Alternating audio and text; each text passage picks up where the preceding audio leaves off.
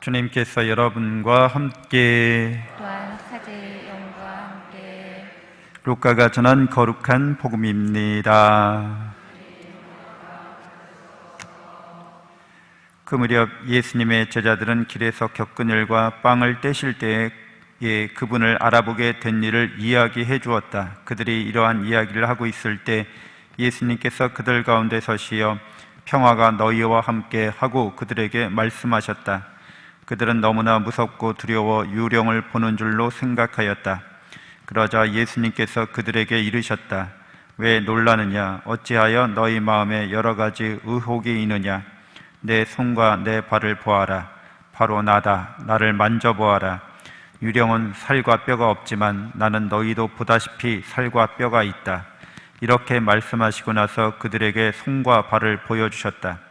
그들은 너무 기쁜 나머지 아직도 믿지 못하고 놀라워하는데 예수님께서 그들에게 여기에 먹을 것이 좀 있느냐 하고 물으셨다. 그들이 구운 물고기 한 토막을 드리자 예수님께서는 그것을 받아 그들 앞에서 잡수셨다. 그리고 그들에게 이르셨다.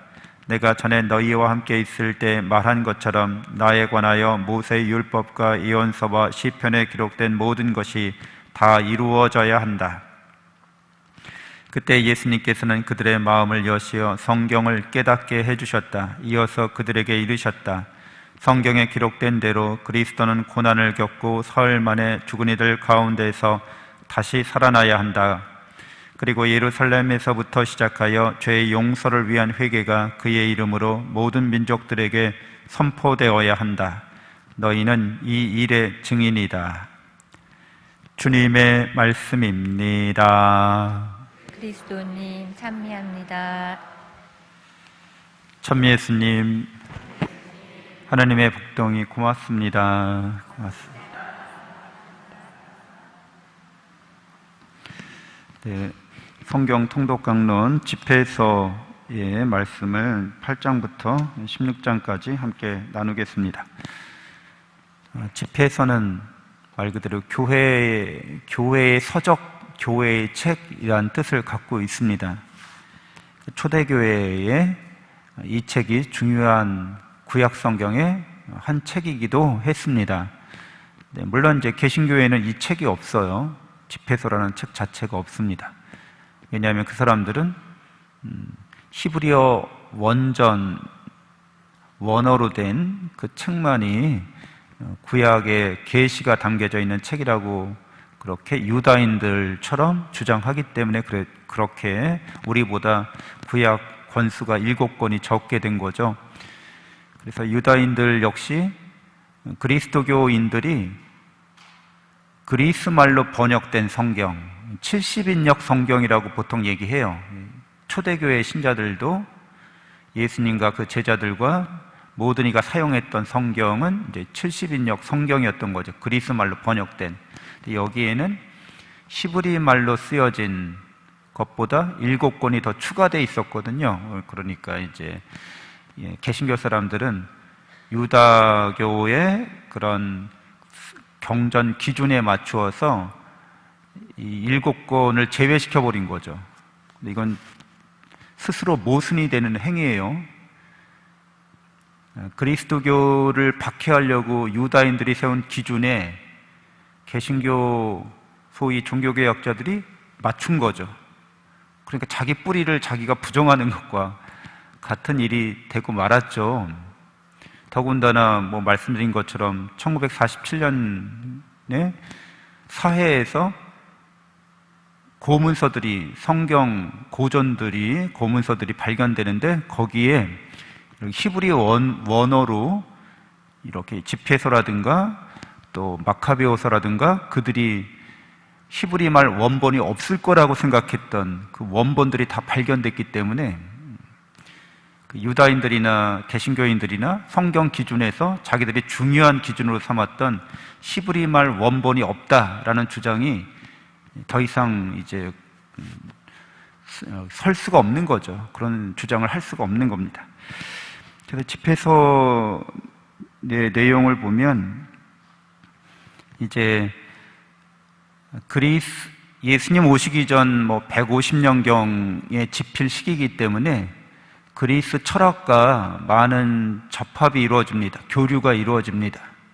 지혜를 사랑하는 철학, 너 자신이 누군지 알고 너 자신을 사랑하라는 이러한 철학의 가르침이 신앙 안에서는 계시 진리로서 우리에게 밝혀집니다.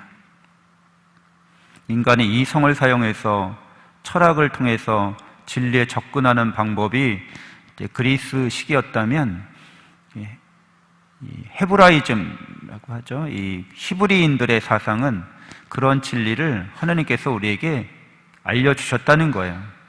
인간이 잘못 찾을까 봐 우리가 하나님을 향해 나아갈 때 하나님께서도 우리를 향해서 그런 진리를 가르쳐 주시는데, 인간에 관련된 너 자신을 알라고 하는 가장 중요한 질문에 대한 답은 너는 하나님의 피조물이고 너는 하나님의 사랑과 은총으로 특별하게 하나님을 닮은 존재라는 거죠.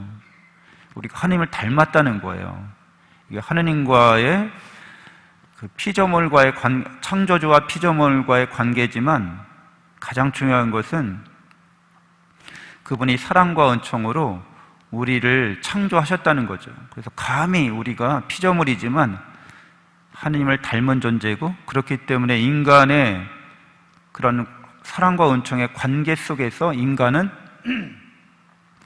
하나님을 닮아가는 삶을 살아가는 것, 이것이 영원히 우리에게 주어진 길이 되는 거죠. 하나님을 닮아가는 존재가 바로 인간이라고 이야기해주고 있는 거예요.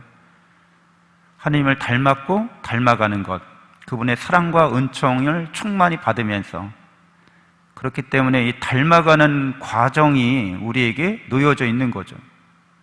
그래서 사랑 안에서 하나님을 닮아가는 그 과정, 그 길은 여러 가지 경험과 체험을 우리가 하면서 이제 체득해 가는 거죠. 체험적으로 우리가 이제 하느님을 향해서 닮아가는 길을 걸어갈 수밖에 없는 거예요. 그래서 여러분이 지금 살고 있는 거예요.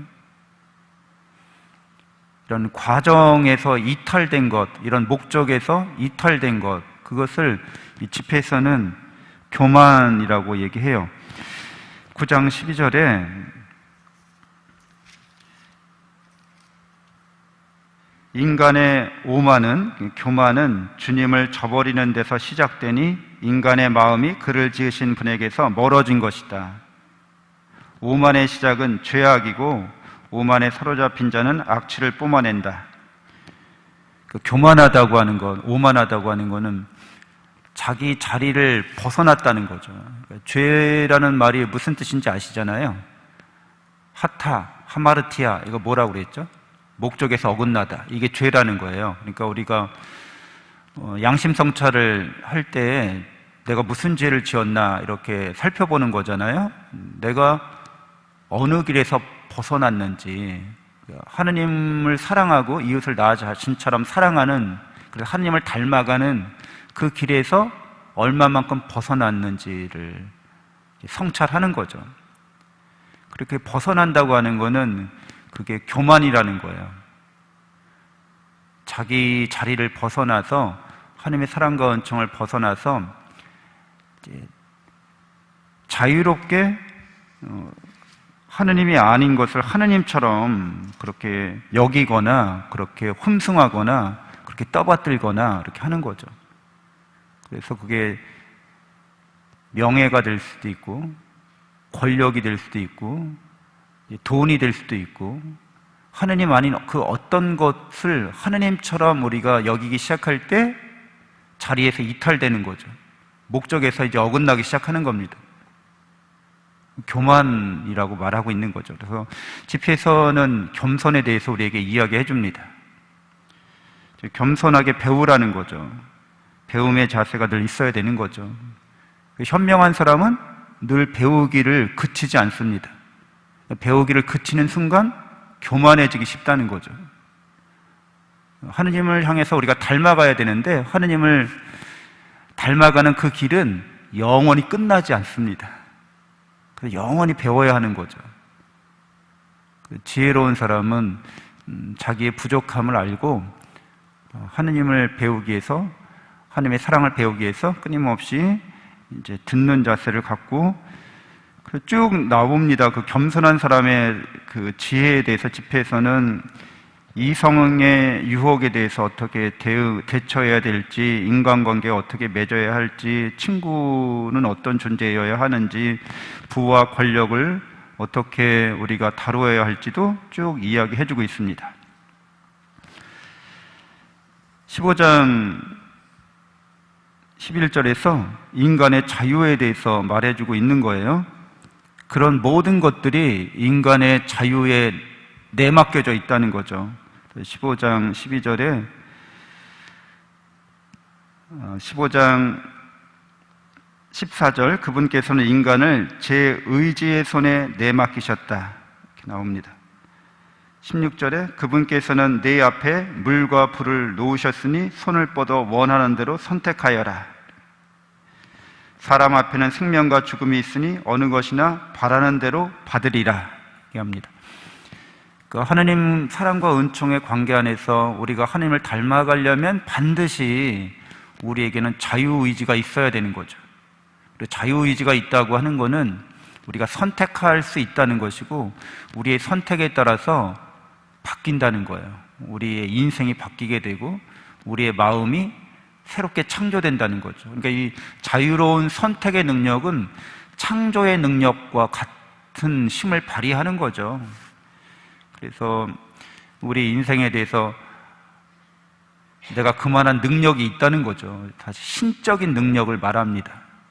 하나님을 닮았으니까 당연히 신적인 능력을 발휘하고 있는 거죠.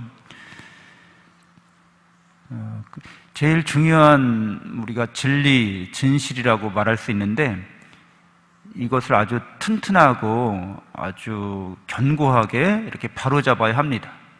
내가 하나님의 사랑을 받는, 하나님을 닮은 존재이기 때문에 하나님을 닮아가는 그 과정에서 이러저러한 일을 다 겪는다는 거예요. 그리고 그런 일을 겪을 때 내가 자유롭게 선택함으로써 그것이 새롭게 계속 창조되어 간다는 거죠. 오늘 이제 독서와 복음에서 그리스도는 많은 고난을 겪고 우리를 위해서 순환을 당하시고 죽으셨다, 부활하신다고 그렇게 성경이 적혀 있다고 얘기합니다. 우리가 하나님을 닮아가는 과정 속에서 수많은 죄나 잘못이나 탁과 허물이 생길 수 있어요. 근데 그런 수많은 죄악과 탁과 허물을 다 예수 그리스도께서 자비롭게 용서하신다는 겁니다. 그래서 다시 우리를 회개하도록 이끌어 주신다는 거죠. 다시 그 목적에 부합하도록, 그 목적을 향해 나아가도록 이런 모든 과정을 사랑으로 예수님을 보면서 다 극복해내도록 우리를 도와주신다는 거죠. 또 회개라는 말 자체가 메타노이아라고 말씀드렸잖아요. 메타노이아라는 말 뜻은 무슨 뜻이라고 여러분 알고 계시죠? 메타라는 말은 이제 뭐뭐를 넘어서라는 뜻이잖아요. 노이아라는 말은 생각을 말해요. 그러니까 지식을 말합니다. 그러니까 우리가 생각하는 거, 우리가 알고 있는 걸 넘어서, 이게 메타노이아라고 하는데, 우리의 마음을 넘어선 존재라는 거예요. 우리 자신은. 그게 바로 하나님을 닮은 모습이라는 거예요. 그래서 우리 마음을 창조할 수 있는 존재가 바로 메타노이아 하는 존재인 거죠. 영적 존재인 거죠. 그래서 자기가 누군지를 알면 자신의 벗어났던 길에서 다시 목적을 향해서 다시 방향을 이렇게 정조준하는 거죠. 메타노이아가. 아, 내가 누구였지? 그러니까 내가 어떻게 살아야 되는지 알게 되는 거죠. 회개하는 그 순간에 내가 하나님을 닮았고 닮아가는 존재구나. 그러니까 이런 모든 일들을 하나님을 닮아가기 위한 사랑의 과정으로 내가 다 수용하고 그것들을 다 극복해낼 수 있는 존재구나. 나에겐 자유롭게 창조하는 능력이 있구나. 이거를 자각하는 거죠. 잠시 눈을 감고 기도하겠습니다.